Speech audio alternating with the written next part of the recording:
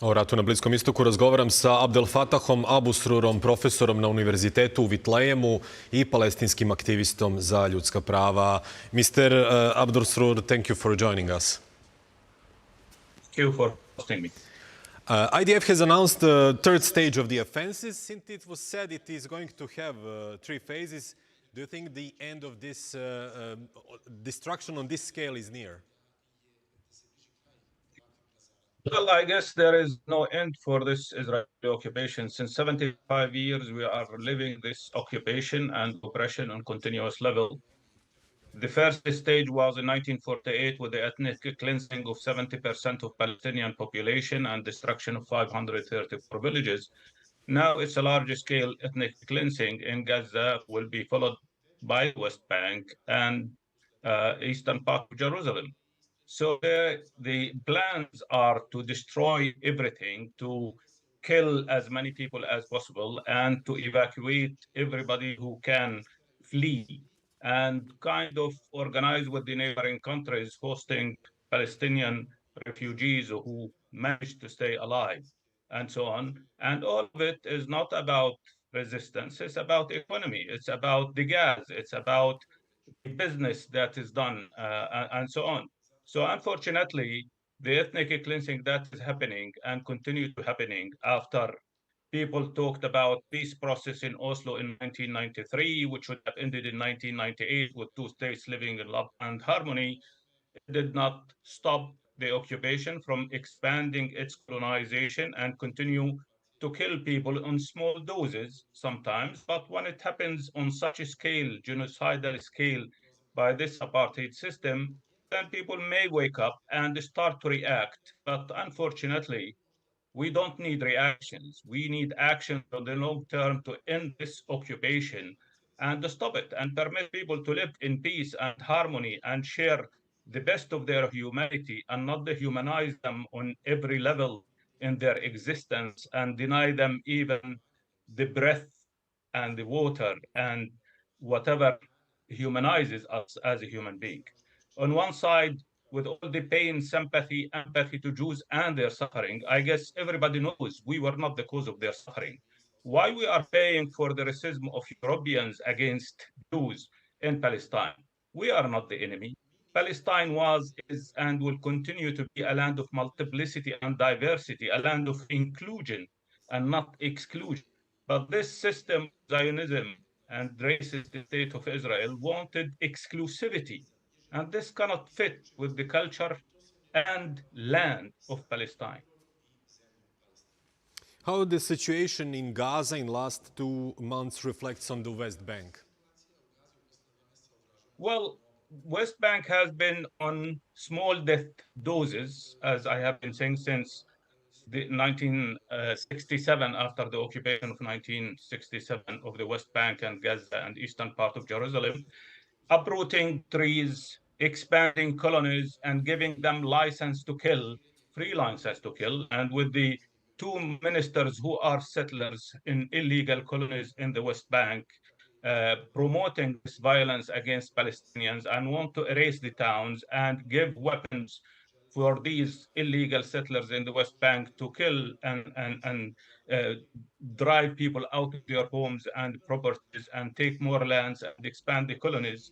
It's killing on small doses, but sometimes, like what is happening in Jenin and Nablus and Tulkarem, unearthing the earth and blowing everything up and killing children or young people or women or whoever is in the target.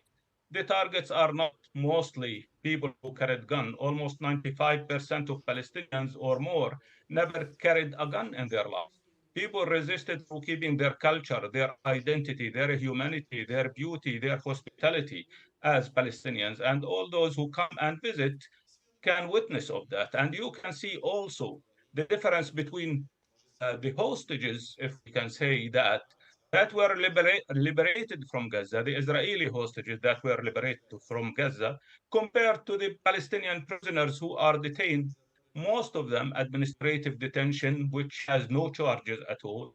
And were carrying the Israelis since the 7th of October, carrying an unprecedented attack on buildings, infrastructures, but also arresting as much people as possible, probably to use them in these exchanges of prisoners and so on.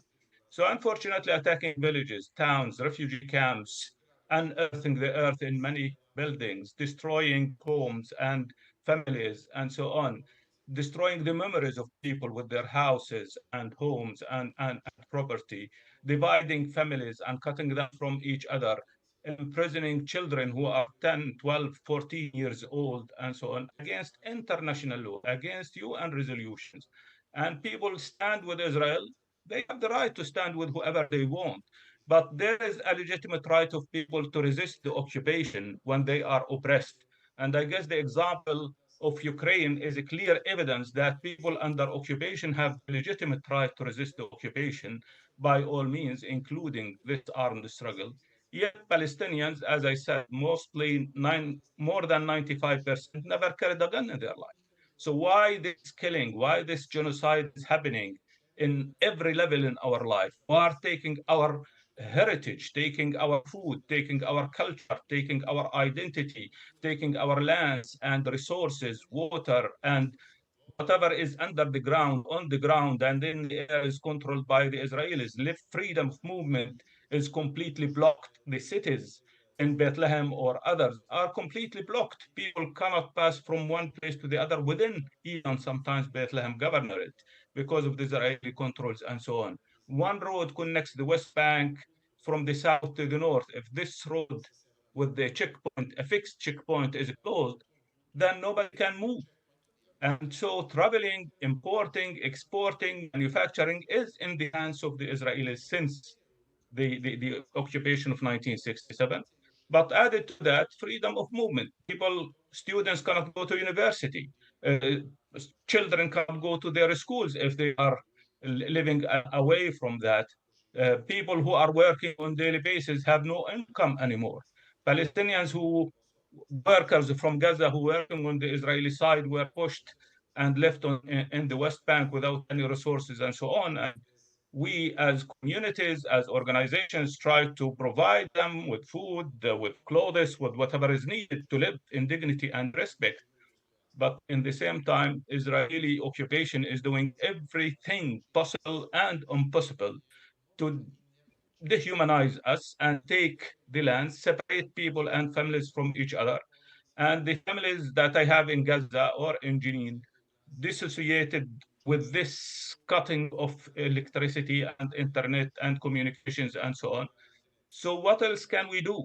International community do not listen to the plight of Palestinian people who were hospitable to a lot of refugees, including the Jews at a certain time. And yet we are paying for the crimes of the Nazis or Europe or whoever. This is a burden that we cannot carry on our shoulders. Christmas in Bethlehem, where Mr. Abusrour, Jesus, Mr. may peace be upon Abusrour, him, was born, thank you for will be out of service this year. thank you for your time.